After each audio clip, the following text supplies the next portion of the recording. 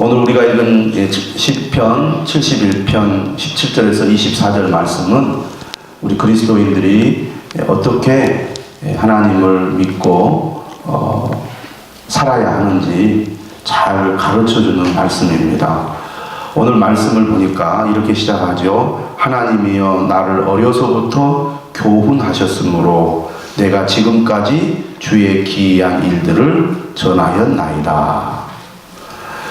저는 이런 말씀을 드리고 싶습니다. 우리가 신앙생활을 열심히 잘 해야 하는데 신앙생활을 잘한다는 것이 무엇일까? 어떻게 하는 것이 참 중요할까를 생각해 볼 때 오늘 이 17절 말씀이 우리에게 주는 교훈이 있습니다. 무엇보다도 신앙생활에서 중요한 것은 바로 꾸준함입니다. 한번 따라서 합시다. 꾸준한 신앙. 어떤 분들은 이런 분들이 있어요. 아주 열정이 넘쳐서 하나님을 섬기고 신앙생활 하는데 불같은 분들이 있습니다.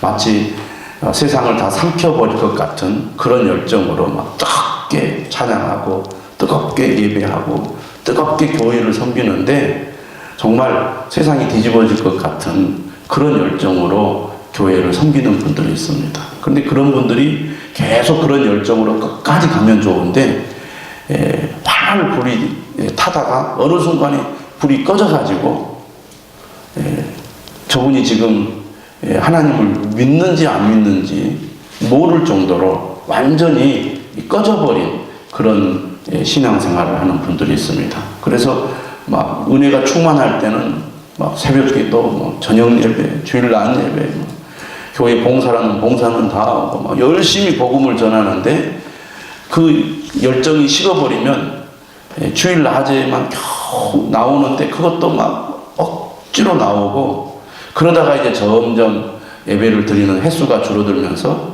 신앙생활이 흐지부지 되어가지고 주님으로부터 멀리 떠나버리는 그런 성도들도 우리 주변에 있습니다. 그런데 어떤 분들은요, 저분이 정말 우리 교회에서 열심히 교회를 섬기는 분인가? 잘 이렇게 보이지 않는데 정말 보이지 않는 곳에서 성실하게 꾸준하게 책임감 있게 주님을 섬기는 성도들이 있습니다. 겉으로 막 이렇게 드러나서 사람들에게 보이는 성도들이 있는가 하면 보이지 않는 곳에서 누구보다도 정말 하나님을 신실하게 잘 믿는 성도들이 있다는 거예요. 여러분, 교회는 모두가 다 소중합니다. 저는 그 믿음을 가지고 또 그런 마음을 가지고 교회를 섬기고 성도들을 대합니다. 교회 안에는 초신자들도 있고 오래된 성도들도 있고 열심히 있는 성도들도 있고 믿음이 약한 성도들도 있습니다. 또 열심히 있었는데 믿음이 식어진 성도들이 있고요. 믿음이 천천히 이렇게 성장하는 성도들. 교회 안에는 다양한 성도들이 있죠. 다 소중하고 다 귀하게 여기고 그래야 합니다. 고린도전서에서 말하잖아요. 몸의 지체 중에 불필요한 지체가 없다. 오히려 약하게 보이는 지체가 더 귀하고 소중할 수 있다. 고린도전서는 그렇게 얘기합니다. 그래서 다 소중하지요. 하지만 정말 어떤 성도들이 교회에 꼭 필요하고 또 교회에 유익을 주고 또 본인에게도 유익이 되는 성도가 되느냐. 저는 꾸준한 성도, 할렐루야, 꾸준한 성도가 정말 좋은 성도고 교회에 유익을 주고 하나님께 영광을 돌리는 그런 성도인 줄로 믿습니다. 우리가 연말이 되면 마음에 갈등을 해요. 내가 내년에도 이 교회를 다녀야 하나 말아야 하나. 내가 내년에도 봉사를 해야 되나 말아야 되나. 연말이 되면 갈등을 한단 말이에요. 성도들. 그래서 교사들이 나는 내년에는 교사를 안 하겠습니다. 벌써 12월 딱 되면은 선전포고 하는 분들이 있어요. 그러면 또 부장 집사가 가서 집사님 그러면 됩니까? 해야죠. 그런데 어떤 분들을 보면 10년, 20년, 30년 변함없이 꾸준히 섬기는 분들이 있어요. 교회는 어떤 교회가 좋은 교회입니까? 꾸준히 섬기는 성도들이 많은 교회가 좋은 교회입니다. 할렐루야. 예배 생활도 꾸준히 뭐 특별히 뭘 막 열정적으로 잘하는 것은 아니지만 꾸준히 교회를 섬겨 예배 생활, 기도 생활, 교회를 봉사하는 모든 일에 있어서 꾸준히 하는 성도, 그런 성도가 되어야 합니다. 그래서 여러분들이 그런 기도를 하세요. 하나님, 저는 꾸준히 주님이 부르시는 그날까지 변함없이 주님을 섬기고 주님을 따르는 그런 성도가 되기를 원합니다. 오늘 이 71편을 보면요, 늙어서 백발이 되어가는 시인이 어려서부터 하나님을 섬기고 하나님을 따랐다고 고백합니다. 이 말씀을 생각해 보면 우리가 꾸준한 신앙이 되기 위해서는 무엇이 중요하냐? 기초가 중요하다. 기초가 중요하다. 저는 그런 말씀을 꼭 드리고 싶습니다. 기초가 튼튼하면 어려움이 있어도 흔들리지를 않아요. 20절에 이런 말씀이 있어요. 우리에게 여러 가지 심한 고난을 보이신 주께서 우리를 다시 살리시며 땅 깊은 곳에서 다시 이끌어 올리시리이다. 여러 가지 심한 고난을 당한 시인이 그런 어려움 가운데서도 흔들리지 않는 믿음을 가질 수 있었던 것은 바로 기초가 튼튼했기 때문입니다. 기초가 튼튼했기 때문에. 기초가 튼튼하지 못하면 조금만 어려움이 있어도 흔들립니다. 그래서 우리의 신앙이 무엇보다도 기초가 튼튼한 신앙이 될 수 있도록 힘써야 될 줄로 믿습니다. 특별히 오늘 17절에 보니까 나를 어려서부터 교훈하셨다, 이런 말씀이 있어요. 나를 어려서부터 교훈하셨다. 시편 71편 1절에서 16절 앞부분에 보면은요, 시인이 지금 고통 가운데 있습니다. 고난 가운데 있어요. 위기 가운데 있습니다. 근데 그런 가운데서도 하나님을 찬송하겠다고 말해요. 14절에 보면 나는 항상 소망을 품고 주를 더욱더 찬송하리이다. 정말 힘들지만 흔들리지 않는 모습을 보여주고 있어요. 그 배경에는 뭐가 있습니까? 5절에 이런 말씀이 있죠. 주 여호와여, 주는 나의 소망이시, 내가 어릴 때부터 신뢰한 이시라. 내가 모태에서부터 주를 의지하였으며 나의 어머니의 배에서부터 주께서 나를 택하셨사오니 나는 항상 주를 찬송하리이다. 그러니까 어려서부터 하나님의 말씀으로 무장이 되고 단련이 되어서 기초가 튼튼해졌습니다. 그러니까 어려움이 오고 시련이 와도 흔들리지 않는 거예요. 그러므로 여러분, 늦게 신앙생활을 하신 분은 지금부터라도 기초를 튼튼하게 하기 위한 노력들을 해야 합니다.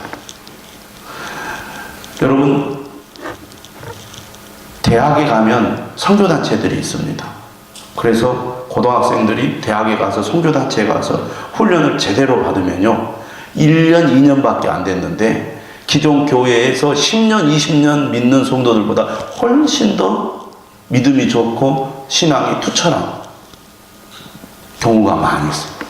10년, 20년을 다녀도 기초가 튼튼해지지 않으면 어린아이 신앙의 상태에 머물러 있어요.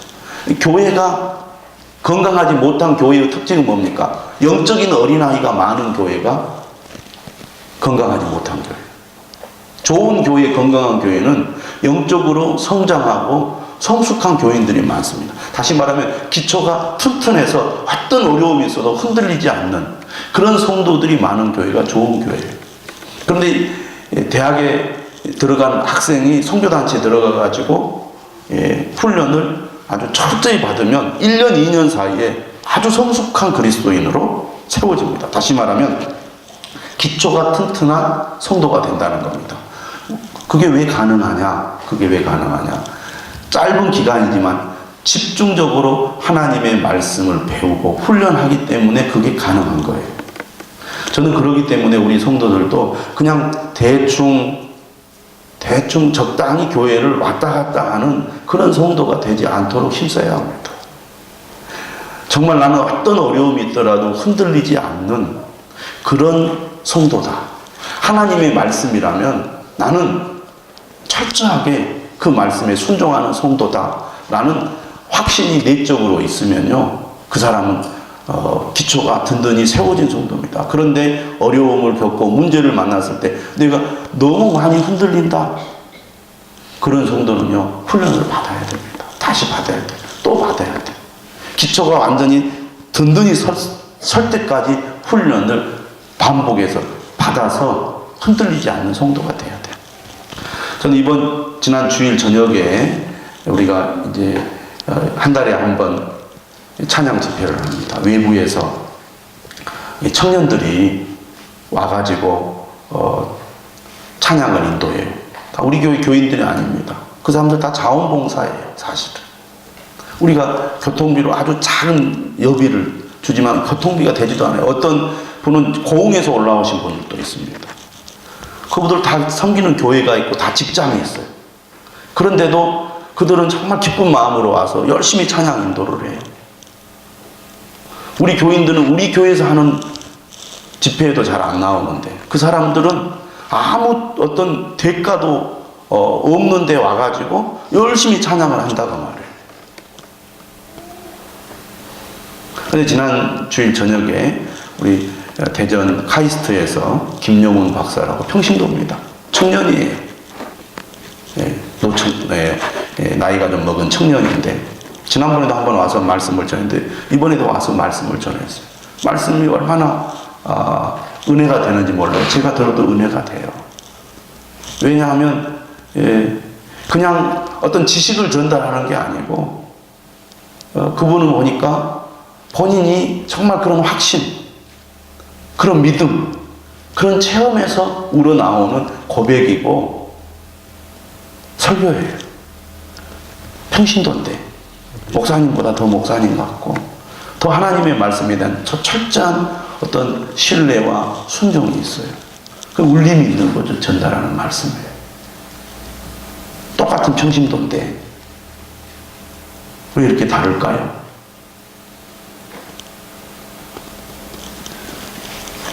저는 그만큼 이 기초가 참 중요하다고 봅니다.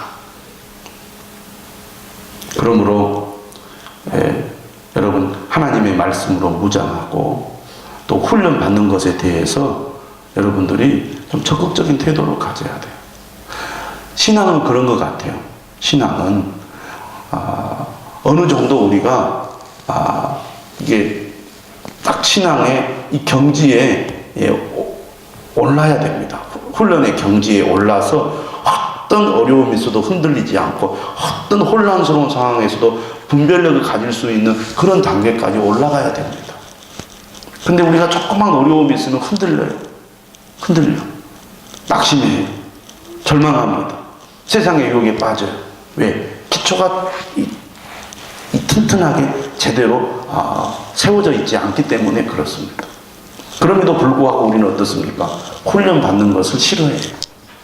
말씀을 배우는 것을 싫어해요. 나 과거에 다 했어요. 제가 볼 때는 다 쓰레기예요. 쓰레기. 나쁘게 말하면. 아무리 교육을 받았어도 지금 현재 그것이 내 것이 되어서 내가 삶 속에서 그게 순종으로 나타나지 않으면 여러분이 과거에 받은 훈련 다 쓰레기와 같은 거예요. 왜? 내 삶에 적용이 되지 않아요. 소화가 돼서 내 것이 돼야 되는데 나쁘게 말하면 그게 배설물로 다 밖으로 나와버린 거예요. 배설물.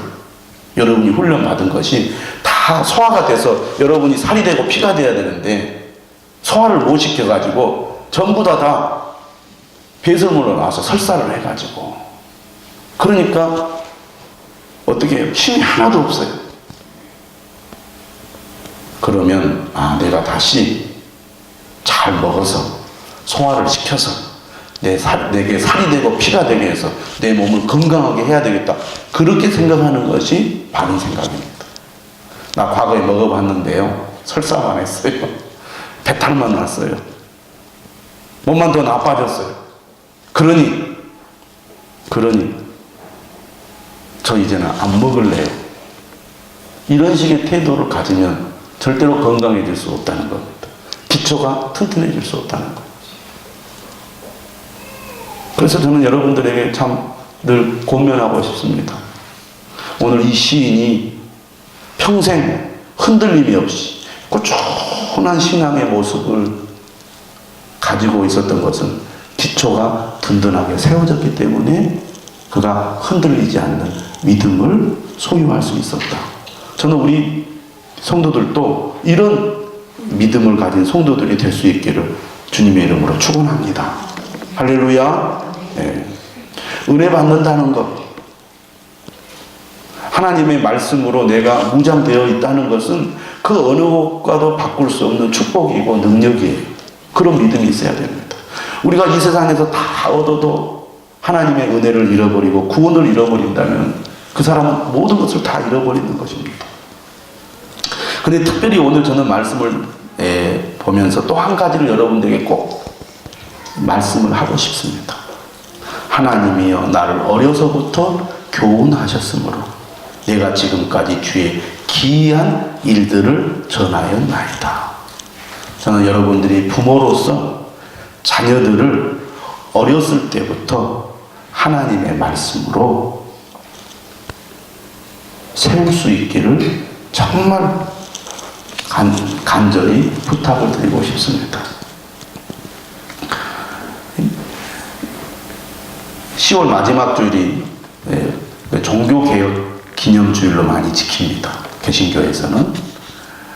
루터가 종교개혁을 한 지가 499년 되었습니다. 내년이 500주년이죠. 종교개혁이 어디에서 일어났습니까? 유럽에서 일어났습니다. 근데 지금 500년이 지난 지금 유럽의 현실은 어떻습니까? 심각해요. 젊은이들이, 신앙을 가지고 있는 젊은이들이 갈수록 사라지고 있습니다. 그런데 그 얘기가 단순히 유럽의 얘기가 아니라 오늘 우리 한국 교회의 현실이라는 것이죠. 앞으로 우리 한국 교회도 곧 얼마 지나지 않으면 그리스도인들이 엄청난 숫자로 줄어들게 될 것이다. 그렇게 전망합니다. 왜냐하면 젊은이들이 없거든요. 중고등학생들이 없어요. 주일 학생들이 없습니다. 문제는 지금 다니고 있는 우리 자녀들, 주일 학생들이나 중고등학생들이나 청년들을 볼 때 이 자녀들이 정말 한국교회의 미래를 책임질 수 있겠는가? 여러분, 오늘 지금 현재 한국교회 성도들, 특히 어른들을 보면 얼마나 헌신적입니까? 주님을 위해서, 교회를 위해서 자신의 모든 것을 다 바쳐서 믿음을 지켜오고 교회를 지켜왔거든요.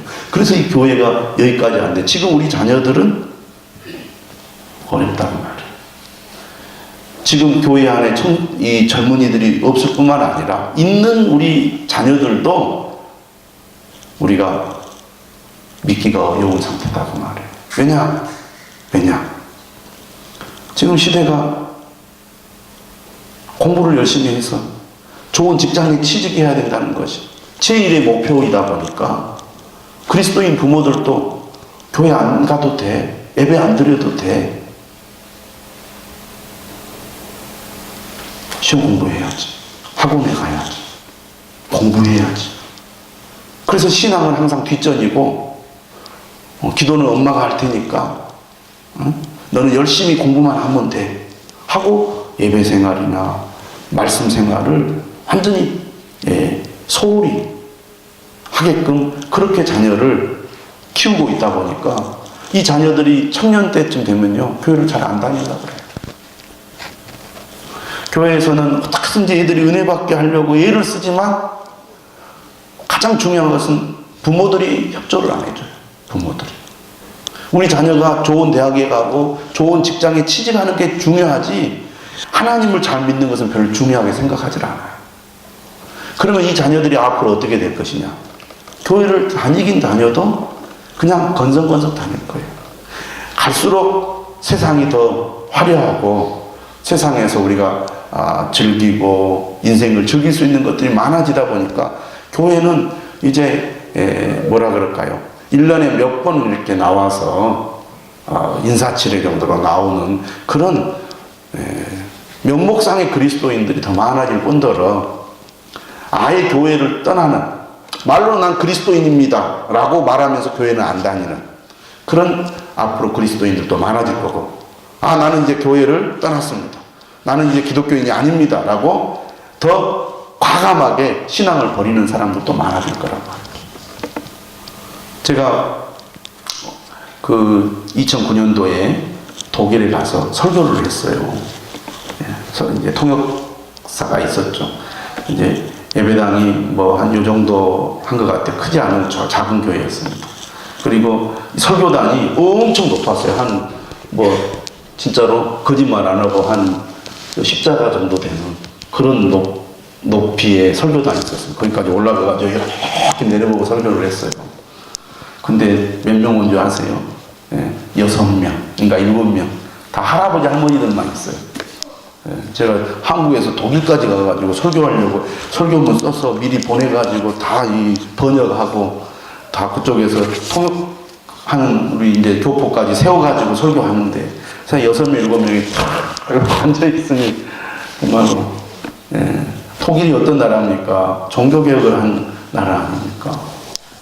근데 우리나라도 그렇게 될 거예요. 예배당은 큰데 나이든 한 70, 80 드신 노인들만 이렇게 몇 사람 앉아있는 그런 현실이 우리에게도 꼭 닥칠 거란 말입니다.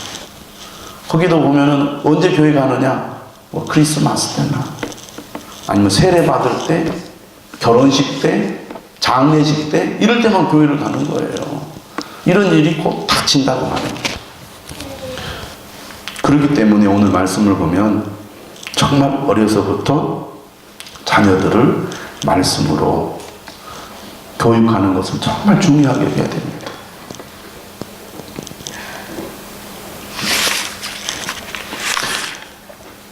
아까 5절에 보면은 어릴 때부터 신뢰한 이시라 모태에서부터 주를 의지하였으며 나의 어머니의 배에서부터 주께서 나를 택하셨다는 말씀이 나옵니다. 그러니까 이 시인은 어머니가 임신했을 때부터 기도로, 말씀으로 그렇게 양육했다는 것이죠. 그리고 어렸을 때부터 하나님의 말씀을 가르쳐서 하나님 중심으로 살도록, 하나님 말씀대로 살도록 자녀를 양육했다는 것입니다. 오늘 우리 그리스도인들이 이러한 믿음과 정신을 가지고 자녀들을 양육할 책임이 있습니다. 여러분, 우리의 자녀가 어떻게 하면 공부를 잘할까? 어떻게 하면 좋은 대학에 갈까? 어떻게 하면 직장에 취직을 잘할까? 염려하고 걱정하잖아요. 근데 우리 자녀를 어떻게 하면 하나님을 잘 믿고 섬기는 그런 자녀로 양육할까? 그런 고민, 걱정 여러분 하고 계십니까? 물론 하고 계신 분도 있겠지만 그러지 않는 부모가 있다면 무엇보다도 우리 자녀가 하나님을 잘 믿는 것이 첫 번째다. 그게 첫 번째다라는 믿음을 여러분들이 꼭 가질 수 있기를 바랍니다. 요즘 부모들은 너무 극성해요. 문제가 많아. 그래가지고 뉴스에도 나왔어요. 무슨 얘기가 나왔습니까? 요즘 부모들은요, 심각해요, 정말로. 자녀들을 좀 독립적으로 키워야 되는데, 뭐 옛날에 뭐 초등학교 때 치맛바람, 이건 아무것도 아닌 것 같아요. 대학에도 부모들이 간섭을 해요. 대학에도. 군대에도 간섭을 해. 연락하고. 심지어 직장에도 간섭을 하더만요. 뉴스를 보니까. 찾아가, 부모가. 그런 시대예요. 그만큼 자녀를 귀하게 여겨, 좋게 생각하면. 나쁘게 얘기하면 그만큼 자녀를 독립적으로 키우지 못하고 부모가 다 간섭해서 부모가 다 뭐예요? 매니저 역할을 하는 거예요. 세상이 그런 세상이에요. 그런 열정으로 자녀들을 신앙생활도 코치를 해줘야 되는데 우리가 너무 그런 부분에 있어서 부족하다는 것이죠. 여러분, 기초를 튼튼하게 하는 데 있어서 가장 좋은 것은 어렸을 때부터 하나님의 말씀으로 훈련을 시키고 무장을 시키는 것입니다. 그러면 그 아이가 평생 주님을 섬기는 거예요. 잠언 22장 6절에 뭐라고 말합니까? 마땅히 행할 길을 아이에게 가르치라. 그리하면 늙어도 그것을 떠나지 아니하리라. 마땅히 행할 길을 아이에게 가르쳐야 됩니다. 에베소서 6장 4절은 뭐라고 말합니까? 또 아비들아 너희 자녀를 노엽게 하지 말고 오직 주의 교훈과 훈계로 양육하라. 우리가 자녀를 믿음으로 양육하는 것은요, 정말 사랑과 인내 그리고 지혜가 필요합니다. 우리가 자녀를 이렇게 양육하면서 나타나는 반응이 뭐예요? 화를 내는 겁니다. 그래서 어린 자녀를 둔 엄마들, 자, 한 주간 하나님 앞에 지은 죄가 있으면 고백해 봅시다. 그러면 다 자녀들에게 화내는 거. 그게 첫 번째. 제가 화를 참지 못하고 자녀에게 막 큰 소리를 쳤습니다.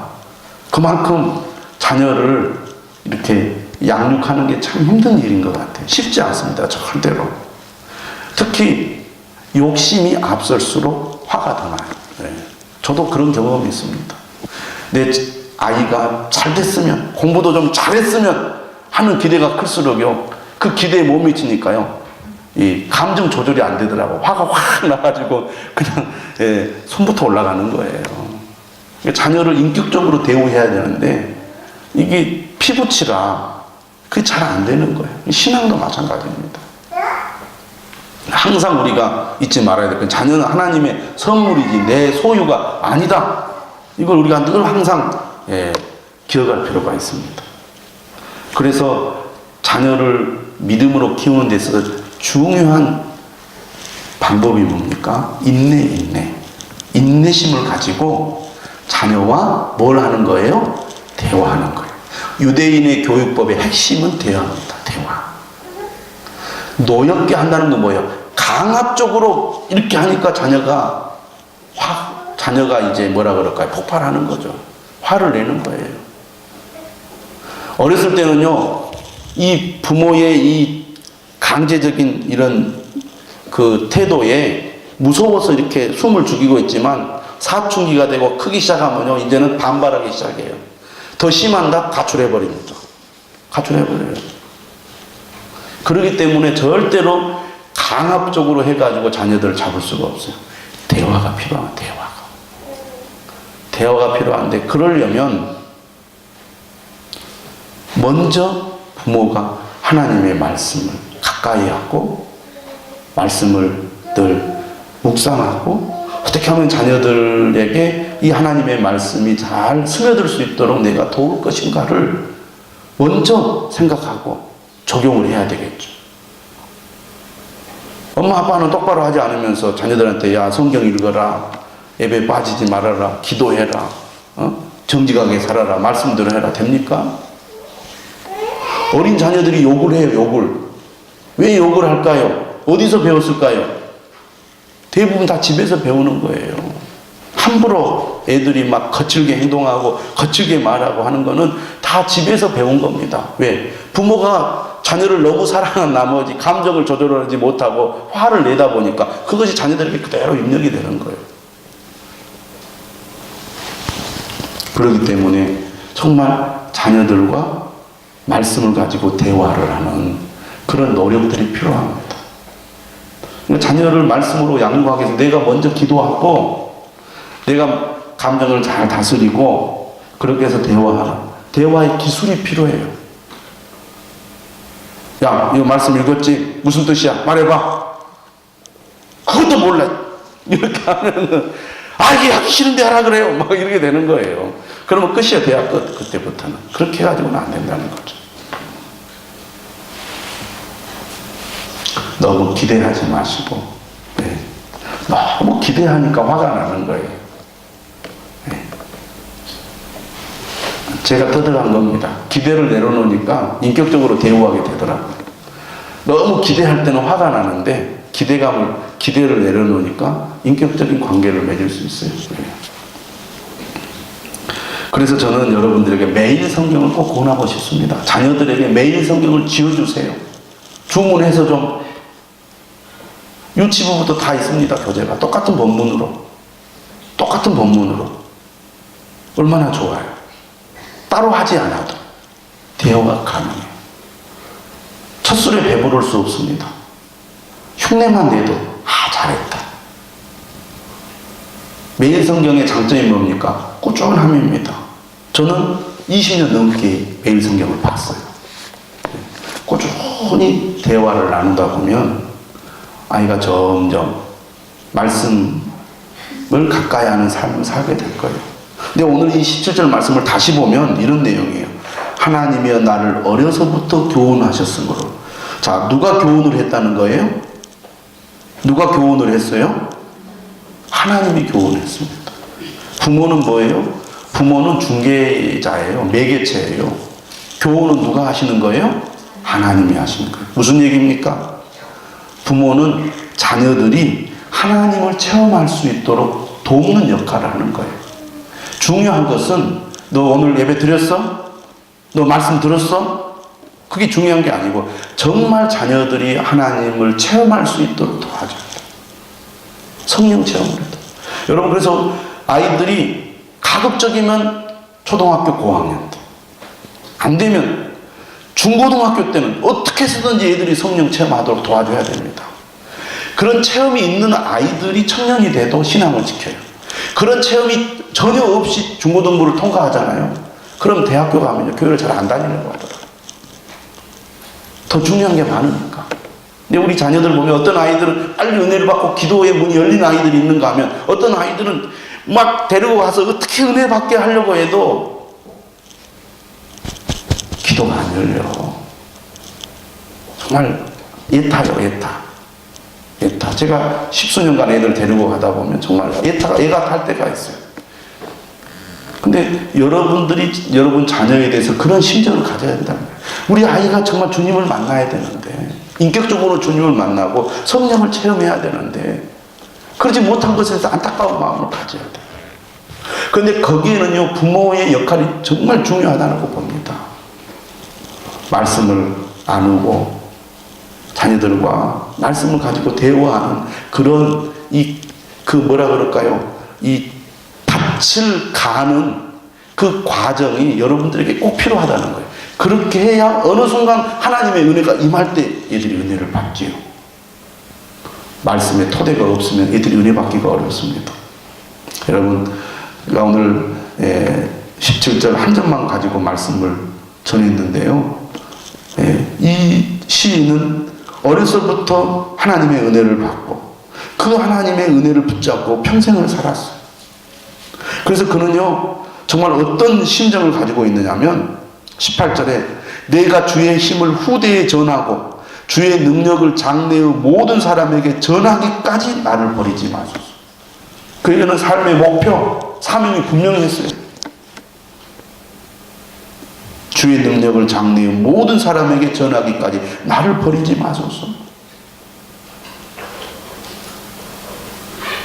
그리고 21절 말하잖아요. 나를 더욱 창대하게 하시고 돌이키사 나를 이루하소서. 나를 더욱 창대하게 하시고. 이 시인은 고난 속에서 많은 어려움을 겪고 있지만 그러나 여전히 그는 뭘 가지고 있어요? 소망을 가지고 있어요. 비전을 가지고 있어요. 여러분 사람이 나이가 어느 정도 먹으면요, 아이고 내가 꿈이 뭐가 있겠어요? 이렇게 살다가 죽는 거지요. 빨리 하나님이 데려가셨으면 좋겠어요. 이런 분들이 있는가 하면 나이가 들어도 아직 나에게는 꿈이 있습니다. 하나님이 내게 주신 사명이 있습니다. 나는 주님 부르시는 날까지 사명을 가지고 그것을 이루기 위해서 정말 최선을 다하겠습니다. 얼마나 멋있어요. 나이가 50만 돼도요, 인생을 다 산 것처럼 인생 뭐 있냐고 말이지. 이렇게 그냥 낙심하면서 인생 다 산 것처럼 사는 분이 있는가 하면 70이 되어서도 아직 나에게는 꿈이 있습니다. 하나님 내게 주신 사명이 있는데 나는 그 사명을 위해 살아가겠습니다. 노년이 되어도 얼마나 멋있습니까? 그런 인생이 되어야 되지 않겠어요? 그러면서 22절 이하에 보면 하나님을 찬양합니다. 찬양을 해요. 24절 작은 소리로 읊조린다 그랬어요. 작은 소리. 작은 소리로 읊조린다는 게 바로 묵상한다는 말입니다. 묵상한다의 히브리어가 작은 소리로 읊조리는 것이거든요. 그러니까 여전히 나이가 들어서도 종일토록 주님의 말씀을 묵상하는 그런 상황. 저는 여러분들이 좀 그렇게 멋지게 나이가 들어가고 노년이 되어도 멋지게 주님을 위해서 주님과 함께 살아가는 그런 그리스도인들이 될 수 있기를 바랍니다. 또 여러분의 자녀들이 그런 믿음의 자녀들이 되어서 여러분의 자녀들로 인해서 우리 한국교회가 소망이 있는 그런 역사가 있기를 주님의 이름으로 축원합니다. 기도하겠습니다.